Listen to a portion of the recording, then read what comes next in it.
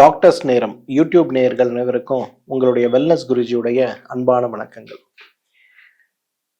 நம்ம எல்லாருக்குமே இளமையா இருக்கணுங்கிறது தான் ஆசை. எப்பொழுதுமே இளமையா இருக்கணுங்கிறது பேராசை இல்லைங்களா? பெண்களுக்கு இது இருக்கோ இல்லையோ, ஆண்களுக்கு இது உண்டு. 20 வயதில் இருந்த இளமை 60 வயதில் எனக்கு தேவை, 80 வயதில் எனக்கு தேவைங்கிற ஒரு நினைவு அப்படிங்கிறது இல்லாத ஒரு ஆணையாவது நீங்க காட்ட முடியுமா? ஆனா பாருங்க, இன்றைக்கு 20 வயதிலேயே நிறைய ஆண்களால இரவில் இருக்கக்கூடிய சுகம்னு சொல்லக்கூடிய தாம்பத்தியத்துல மிகப்பெரிய அளவில் ஆனந்தத்தில் ஈடுபட முடியாத ஒரு சூழல் இருக்கிறத பார்க்குறோம். நிறைய ஆண் குழந்தைகள் இன்னைக்கு பார்க்குறேன்.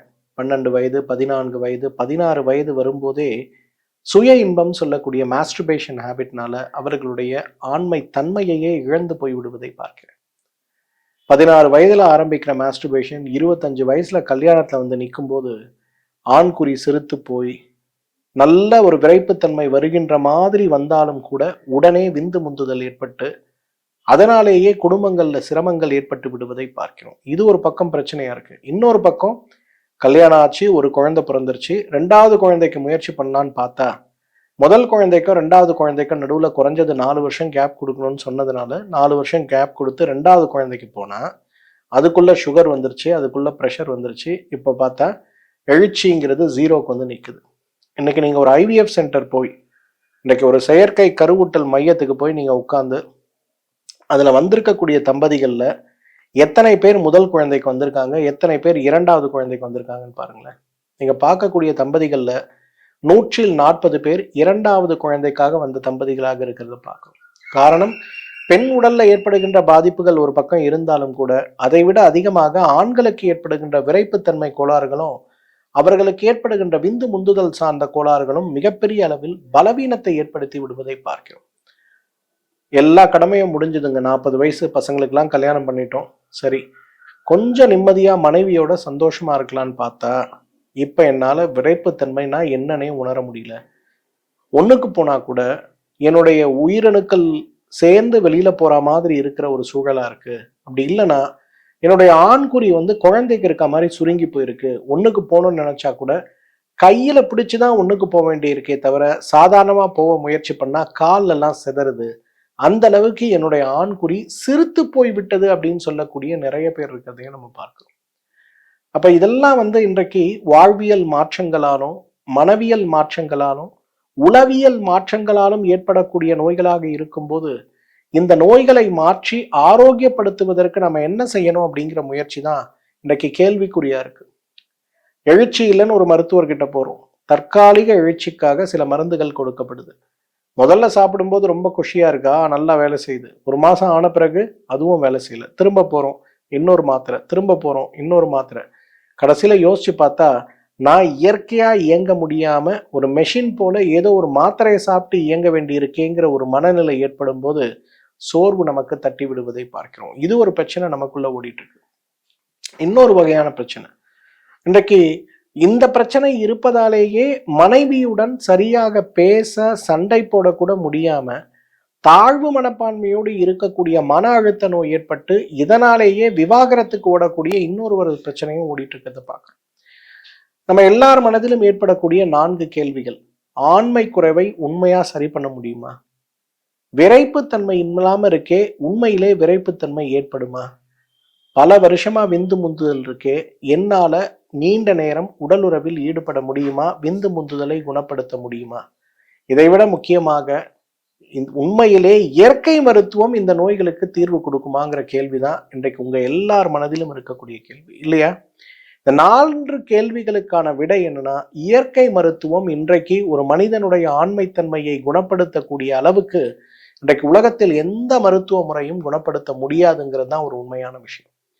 ஏன்னா நிறைய பேர், நான் அந்த லேகியம் சாப்பிட்டேன், இந்த மருத்துவரை பார்த்தேன், இந்த மாத்திரை சாப்பிட்டேன், எனக்கு எதுவுமே யூஸ் ஆகலை சார் அப்படின்பாங்க. பொதுவா இன்றைக்கு 4 வகையான சிரமங்களோடு நம்ம போராடுறோம். ஒன்று, உடல் சார்ந்த விரைப்புத்தன்மை குறைபாடு. உடம்புல சர்க்கரை நோய் இருக்கு, இதய நோய் இருக்கு, கொழுப்பு சத்துக்களுடைய தன்மை இருக்கு, விபத்து ஏற்பட்டது, காயங்கள் ஏற்பட்டது, தொற்று ஏற்பட்டது, இதனால ஏற்படுகின்ற விரைப்புத்தன்மை குறைபாடுக்கு உடல் சார்ந்த விரைப்புத்தன்மை குறைபாடு. ரெண்டாவது மனம் சார்ந்த விரைப்புத்தன்மை குறைபாடு.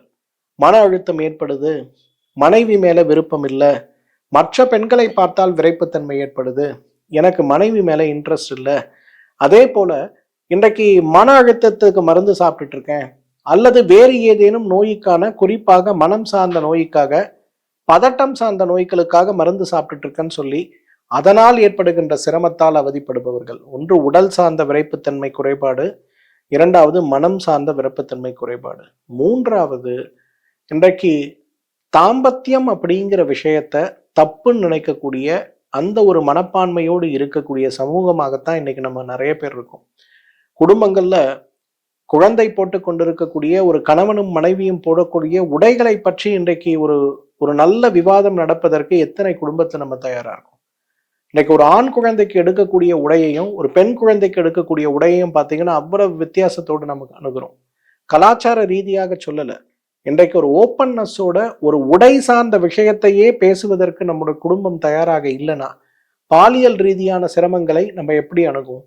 செக்ஸ்னாலே தப்பு, தாம்பத்தியம்னாலே தப்பு அப்படின்ற ஒரு விஷயத்தை விதைக்கிறதுனால உளவியல் சார்ந்த விரைப்புத்தன்மை குறைபாடோடு இன்னைக்கு நிறைய பேர் இருக்கிறத பார்க்கும். 24 வயது இருக்கக்கூடிய ஒருத்தர் வராரு, அவருக்கு என்ன பிரச்சனைன்னு எல்லாம் அனலைஸ் பண்ணி பார்த்தா பிசிக்கலி ஃபிட், மெடிக்கலி ஃபிட், எதுவும் ப்ராப்ளம் இல்லை. அப்புறம் உட்காந்து கவுன்சிலிங் செஷன்ல பேசும்போது அவர் சொல்றாரு, ஆமா சார் அது தப்பு தப்புன்னே சொல்லி எங்களை வளர்த்துட்டாங்க சார், இப்ப அதை பத்தி யோசிச்சாலே ஏதோ நம்ம குற்றம் பண்ண போறோங்கிற ஒரு பதட்டம் வருது, அந்த பதட்டத்திலேயே எனக்கு விரைப்புத்தன்மை வரவில்லைன்னு சொல்றாங்க. இதுவும் இருக்கு இன்னைக்கு. இன்னைக்கு நான் பார்க்குற 100 யங் பீப்புளில் இந்த ஜென்சி கிட்ஸு புத்திசாலிகள் இவங்களை பார்த்தோம்னா இதுல 100 பேர்ல 40 பேருக்கு அவனுக்கு ஏதோ பெரிய நோய் இருக்க மாதிரி நினைச்சிட்டு வரான்.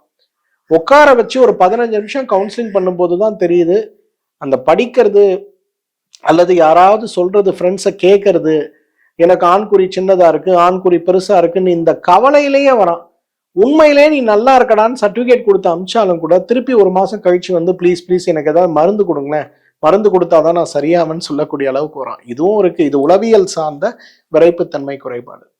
நான்காவது நம்ம உடம்புடைய இரத்த ஓட்டம் சார்ந்த விரைப்புத்தன்மை குறைபாடு. ஃபர்ஸ்ட் நான் சொன்னது சக்கரை நோய், இதய நோயினால ஏற்படுவது. இது இரத்த ஓட்டம் சார்ந்த விரைப்புத்தன்மை குறைபாடு. வெரிகோசில் சார்ந்த சிரமங்கள் இருப்பது போல ஆண்குறிக்கு செல்லக்கூடிய இரத்த ஓட்டத்தில் ஏற்படுகின்ற மாறுபாடுகள் பெரிய அளவில் நம்மை பாதித்து விடுவதை பார்க்கிறோம். கவனத்தோடு இதை கையாள வேண்டும். இந்த 4 வகையான குறைபாடு தான் இருக்கு இன்னைக்கு. இந்த 4 வகையான குறைபாடுகளை நீக்க ஒற்றை மருந்து போதுங்க. என்னோட all time favourite excellent remedy, உலகத்தில் இருக்கக்கூடிய எல்லா வகையான விரைப்புத்தன்மை குறைபாடை நீக்கக்கூடிய மருந்துகள்ல முதல் இடத்தில் இருக்கக்கூடிய மருந்து எது தெரியுமா? பூனைக்காளி விதைங்க. பூனைக்காளி விதையை பத்தி நான் சொல்லும் போது நிறைய பேர் சிரிப்பாங்க. என்னங்க பூனைக்காளி விதைங்கிறது நடுக்குவாதத்துக்கு தானே பெரிய மருந்து. இந்த பூனைக்காளி தாவரத்தை நீங்க பாத்தீங்கன்னா உங்களுக்கு தெரியும், 2 வருஷம் வளரக்கூடிய தாவரம். முதல் 1 வருஷம் உங்களுக்கு ஒரு ஈல்டு கூட வராதுங்க.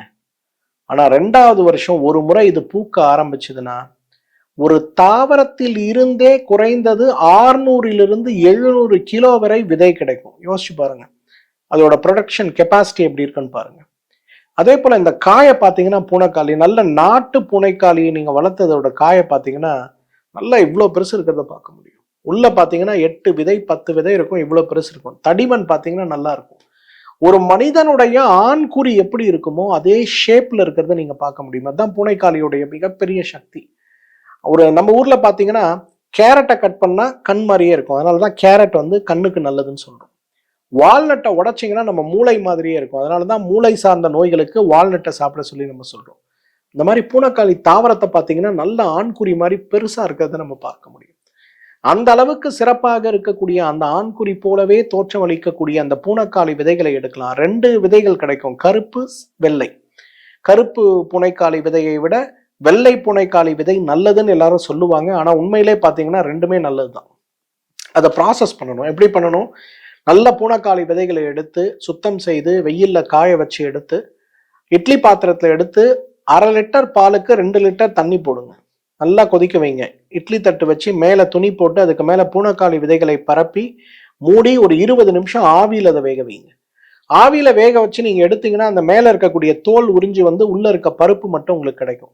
இந்த பருப்பை கொண்டு போய் வெயில்ல காய வைங்க.